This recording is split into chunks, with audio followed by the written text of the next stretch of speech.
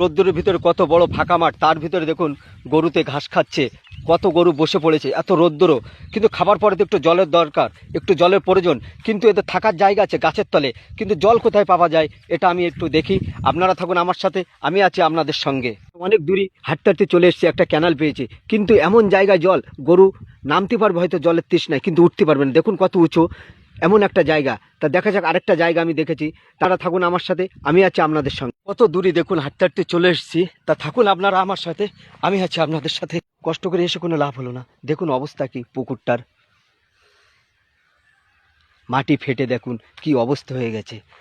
ঠিক আছে, তা দেখি গ্রামের ভিতরে যাই, আপনারা থাকুন আমার সাথে, আমি আছি আপনাদের সঙ্গে। হাঁটতে হাঁটতে দোকানের দিকে চলে এসেছি, দোকানদার এক ব্যক্তি বলল হ্যাঁ এখানে জলের ব্যবস্থা আছে, দেখুন কেমনভাবে গরুতে জল খাচ্ছে, বাহ সুন্দর তো পরিবেশটা, দেখতে থাকুন আপনারা।